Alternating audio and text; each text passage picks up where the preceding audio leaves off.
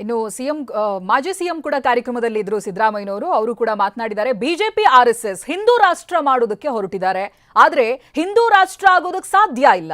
ಹಿಂದೂ ರಾಷ್ಟ್ರ ಆಗೋದಕ್ಕೆ ನಮ್ಮ ಕಾರ್ಯಕರ್ತರು ಬಿಡಬಾರ್ದು. ಇದು ಬಹುತ್ವದ ರಾಷ್ಟ್ರ.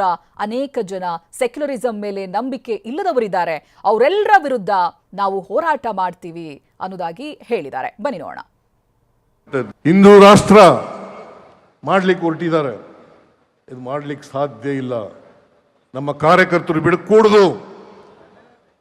ನಾವು ಯಾವತ್ತೂ ಕೂಡ ಬಹುತ್ವದ ಪರವಾಗಿರ್ತಕ್ಕಂಥವರು, ಬಹುತ್ವವನ್ನ ರೂಪಿಸ್ತಕ್ಕಂಥ ಕೆಲಸವನ್ನ ಮಾಡ್ತಕ್ಕಂಥದ್ದು, ಅದನ್ನ ಮುಂದುವರಿಸ್ತಕ್ಕಂಥ ಕೆಲಸವನ್ನು ಮಾಡ್ತಕ್ಕಂಥದ್ದು.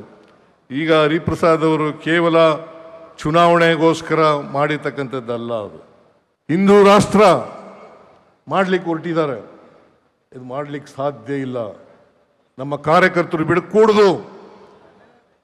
ನಾವು ಯಾವತ್ತೂ ಕೂಡ ಬಹುತ್ವದ ಪರವಾಗಿರ್ತಕ್ಕಂಥವರು, ಬಹುತ್ವವನ್ನ ರೂಪಿಸ್ತಕ್ಕಂಥ ಕೆಲಸವನ್ನ ಮಾಡ್ತಕ್ಕಂಥದ್ದು, ಅದನ್ನ ಮುಂದುವರಿಸ್ತಕ್ಕಂಥ ಕೆಲಸವನ್ನು ಮಾಡ್ತಕ್ಕಂಥದ್ದು.